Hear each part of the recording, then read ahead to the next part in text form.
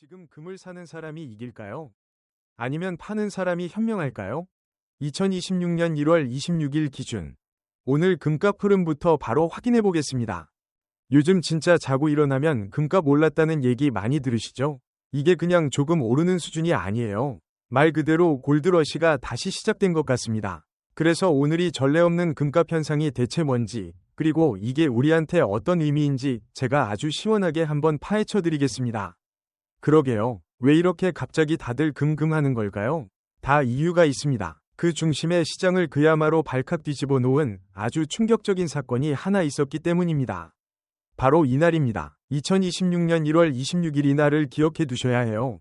왜냐면 국제 금값이 그냥 좀 오른 게 아니었거든요. 기존에 있던 모든 기록을 그냥 다 깨부어 버렸습니다. 역사를 새로 쓴 거죠. 네, 바로 이 숫자 5.100달러. 이게 1온스당 가격인데요. 정말 어마어마한 숫자죠. 국제금값이 사상 최고치를 찍은 그야말로 역사적인 순간을 보여주는 겁니다. 자, 그럼 이 기록적인 가격이 대체 어느 정도인지, 우리한테는 구체적으로 어떤 의미가 있는 건지 숫자를 보면서 좀 더 자세히 뜯어보겠습니다. 이게 남의 나라 얘기가 아니에요. 보시면 국내 금값도 단 하루 만에 눈에 띄게 올랐습니다. 1월 25일에 그램당 한 23만 2.000원 하던 게 바로 다음날 23만 6.000원을 훌쩍 넘어섰어요. 그니까 이 전 세계적인 흐름이 우리 시장에도 지금 직접적으로 아주 강하게 영향을 미치고 있다는 걸 보여주는 거죠. 아니, 그럼 도대체 왜 이렇게 금값이 미친 듯이 오르는 걸까요? 이 폭등 뒤에는요, 아주 강력한 엔진 같은 게 숨어 있거든요. 그게 뭔지 지금부터 한번 파헤쳐 보겠습니다. 가장 핵심적인 개념은 바로 이거 안전자산입니다. 이게 뭐냐면요. 쉽게 말해서 시장이 막 혼란스럽고 불안할 때 내 돈은 여기다 두면 안전하겠다 싶은 자산을 말하는 거예요.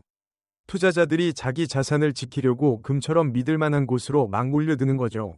지금 상황이 바로 그 대표적인 예라고 할 수 있습니다. 지금 시장 상황을 보면요, 진짜 딱이 그림 같아요. 팽팽한 줄다리기. 한쪽에서는 영차하고 지정학적 긴장이나 시장 불안 같은 요인들이 금값을 계속 끌어올리고 있어요. 더 사야 돼 하면서요. 그런데 반대쪽에서는 아니야, 이제 그만하면서 이미 오른 가격에 팔아서 이익을 챙기려는 사람들이나 금리 변화 같은 요인들이 가격을 막 흔들고 있는 거죠. 어느 한쪽으로 확 쏠릴 수 있는 아슬아슬한 상황인 겁니다. 자, 이렇게 팽팽한 줄리기가 계속되면 앞으로 금값은 어떻게 될까요? 궁금하시죠? 전문가들은 어떻게 보고 있는지 한번 미래를 살짝 들여다보겠습니다. 전문가들 얘기를 종합해보면 이렇습니다. 일단 단기적으로는 그러니까 앞으로 한 며칠간은 이 상승 흐름이 이어질 가능성이 높대요. 근데 언제든 가격이 살짝 떨어지는 그런 조정이 올 위험도 같이 있다는 거죠. 그리고 좀 더 길게 중기적으로 봐도 지금처럼 세상이 불확실하면 이 상승 분위기는 계속될 거라고 봅니다. 결국 핵심 키워드는 두 개예요. 상승 그리고 불안정. 이 두 가지가 같이 가는 겁니다. 네, 바로 이 문장. 이게 전문가들 전망의 핵심을 딱 짚어주는 한마디입니다. 강세장. 그러니까 상승 분위기는 계속될 것 같긴 한데 변동성, 즉 가격이 위아래로 크게 출렁거릴 가능성도 커졌으니 단단히 대비해야 한다. 이런 뜻이죠. 자, 그럼 이제 제일 중요한 얘기입니다. 그래서 우리는 어떻게 해야 되는데 이런 혼란스러운 시장에서 어떻게 해야 할까요? 이 변동성이라는 거친 파도를 헤쳐나갈 수 있는 구체적인 전략 지금부터 알려드리겠습니다. 먼저 금을 사려는 분들을 위한 전략입니다. 첫째, 절대로 한 방에 올인하면 안 됩니다. 분할 매수 여러 번에 나눠서 사는 거죠. 둘째, 가격이 좀 떨어질 때가 있잖아요. 그걸 아이고, 망했다가 아니라 기회다 하고 생각해서 조금씩 사모는 겁니다. 그리고 마지막으로 내 전체 자산에서 금이 차지하는 비중을 일정하게 유지하는 거.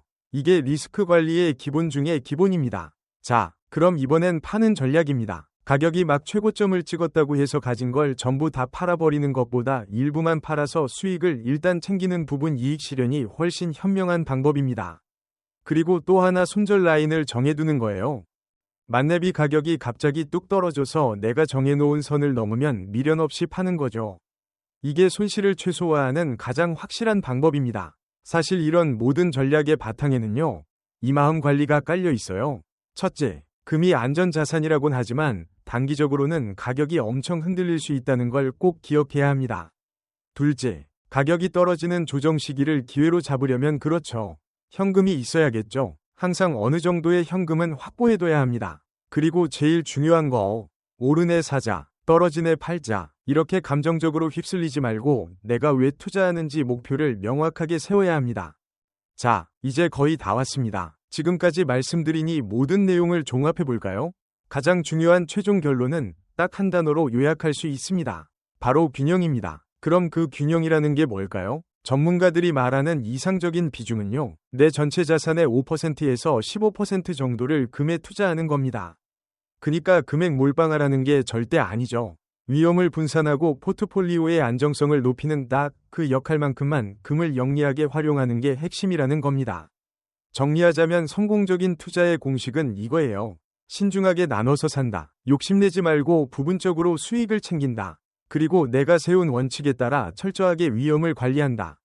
이 세 가지가 완벽하게 맞아 떨어져야 합니다. 자, 이제 마지막으로 여러분께 질문 하나를 던지면서 마무리하겠습니다. 이렇게 한 치 앞을 알 수 없는 미래 속에서 여러분의 투자 전략의 금은 과연 어떤 역할을 하게 될까요?